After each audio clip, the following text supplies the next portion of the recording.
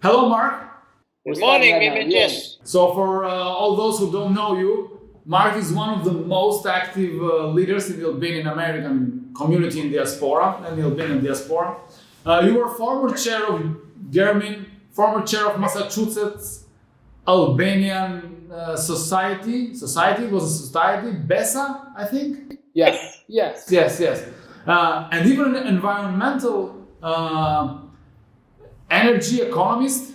You did like all these types of like hard things to say, to say and to pronounce. How did Germin and GAF happen? So how did GAF happen and then Germin happen? So the way Global Albanians Foundation started is, to be perfectly honest, I was sitting in the airport in Tirana, going back to Boston, June 2015, and all of a sudden the idea came into my head. It's like boom. I had just donated some money, small amount, to an organization in Albania. And I was thinking, I mean, there has to be an easier way for people to donate than giving cash, Albanian style, you know? So then it sort of began this idea of creating an online crowdfunding platform for donations. So coincidentally, on the day we launched our website, 12 hours later, happened the earthquake. So for us, you know, obviously the earthquake was a very bad event for Albania, but it gave us the opportunity to raise about $220,000 over that next month to help. So it was something that helped put Global Albanians Foundation on the map, both financially and in terms of actual activity that we did in the Tremeti area. Okay, and then after that, how long after that was Germin?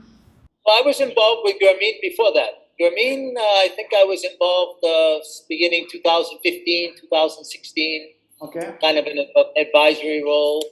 And then I was the chairman of the board of Germin for a while. And I'm still very active in Germin, but just I have no official role now. Let's explain a bit about the original program, please. Okay, so Original, with capital AL for Albania, is a program. It's very similar to what Israel does. It's called Birthright Israel. And the idea is that young people in the diaspora will come to Albania and Kosovo for 2 or 3 weeks beginning this summer. We hope about 50 people this summer to work with Albanian not-for-profit organizations, to have a cultural experience, volunteer experience, educational experience. And this is kind of the pilot here. The idea is to build it into a very big program that'll have hundreds of people within a couple of years and then eventually thousands of Albanian youth. Because if you don't connect the youth, especially now in the world where it's a very global world, people will lose that Albanian connection that they have. I mean, you can already see it starting to happen. So we really want to build on this sort of Israeli experience where they have a very highly engaged diaspora, and the way to do that is to start with the youth. Awesome. You're talking about like 50 people coming up and visiting. Isn't that so many people already? 50 people is it hard to organize all this? Well, I'm not the one doing the organizing, so I'm not so sure how hard it is. The staff of Germin is the one that will handle all the details. No, but we think 40 or 50 is possible because we'll have many different counterparts. You know, they may not always travel in a group. They may go in smaller groups to visit different museums or educational institutions or youth groups. Very much we want to connect Albanian youth in the diaspora with Albanian youth organizations in Albania and Kosovo. So no, I don't think it's too many.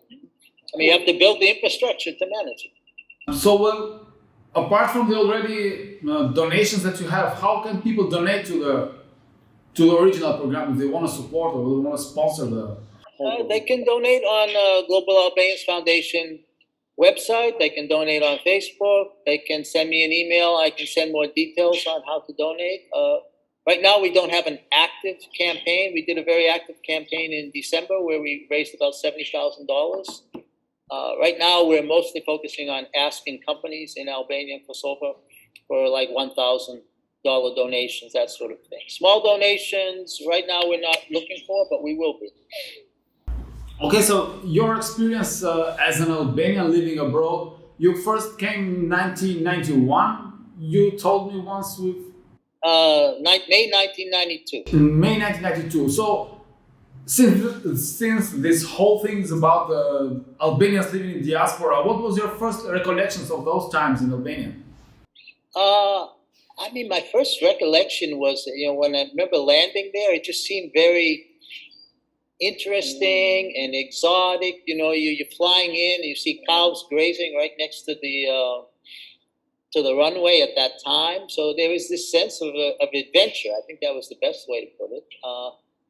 Then at the professional level, it was very good because the people that were responsible for environment, which is what I was working on at the time at the World Bank, they were very committed, very professional, very sort of modern in their thinking, given the context of the early 1990s in Albania.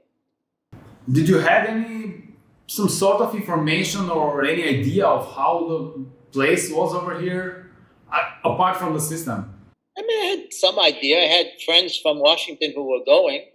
I had met people that had come from Albania on training courses to Washington in the early 1990s. So, I had an idea just from talking to people. But, until you go yourself, you don't understand it the same way. Yeah, and how does it feel now after 30 years? I mean, it's no longer has that, let's say, mystery or exotic feeling because, 30 years was a long time. And Albania has changed a lot. It's no longer a big unknown country like it used to be. And the diaspora has changed a lot. I mean, I can look at our diaspora here in Boston, for example, and, someone who was a 10-year-old kid a few years ago is now making hundreds of thousands of dollars as a doctor or a lawyer or a business person. So we have a very different diaspora than people that are struggling to get by. Okay, there are people that struggle, but Albanian diaspora is solidly middle class now. Well, last time we talked about your memories from your childhood, early childhood. Like like you told me like how you were like this big family with many people, always surrounded by people coming and going. And when you went into other American families, let's say, like even of course there was a difference there, but I mean you mentioned the cleanliness of the homes. Yes, the Albanian homes were always cleaner and neater than American homes. Just because we are from Korça, or it's an Albanian? Maybe it's Korça. I didn't go to many Albanian homes that were not Korça when I was a child. So, but I assumed it was all Albanian families. And you said like the first, going back to your professional roots, you told me like your first job was in construction and you lasted for 2 days. But it was working for my brother. It wasn't like a real job. I guess my first real job was a mailman. My twin brother and I, we were mailmen for 2 summers when we were in college. So that was, 2 or 3 months of work, delivering mail, driving truck. It was a great job, great summer job. Then my first, let's say, professional job was in Washington, D.C. as a research assistant in an economics think tank. Do you have any interesting story or insight from the Albanian community from your childhood years or maybe later on? Well, I mean, as kids, most of our Albanian connections were with family and friends and through church. We'd hear Fanoli's name all the time. To me, he was just like some guy up in the front of the church. But you'd go to your grandparents' house and you'd hear the older people talking and you'd hear Noli this, Noli that. It never meant much to me, but I knew from this that this must be a kind of important guy. Any inside info on the Noli lifestyle? I don't, I was a kid, so I don't know anything about his lifestyle, but, I was told once by someone who knew him well that he had a girlfriend in Florida. That's why he went to Florida a fair amount of time. And in fact, I know he died in Florida. So I'm not saying this to be like Tashatem gossip about Fanoli, but it's something that someone who I think would know said to me, and my guess is it's true. But it doesn't matter, it's someone's personal life, private life, and it's all good. Well, for me personally, as a fan of Fanoli in general, like as an admirer of his work, like it's good to have him pictured like in Hawaiian shirt at least for once. Because I always like pictured him in black, you know, and like doing the thing with the beard, you know. Yeah. Well, again, it's interesting you say it. So I never knew him personally, but my sense is part of his power of persuasion and his ability to lead people was that he was very human. And so to be able to do that, he had to have a part of his personality that people didn't see, you know, when he was the bishop or when he was speaking or when he was writing poetry or about Beethoven. You know, he had to be able to interact very comfortably with common people to be as effective as he was. So thank you, Mark, for being here and doing this and starting the whole program, and for your amazing work trying to bring together our culture and all people all over the globe. And is there anything you want to add to the whole thing? Oh, well, thank you very much for the opportunity to be interviewed here. I enjoyed it very much. I've been active in Albanian Diaspora for 30 years now, and I think I can do another 30 years. At least that's my objective. And there's obviously a lot to do.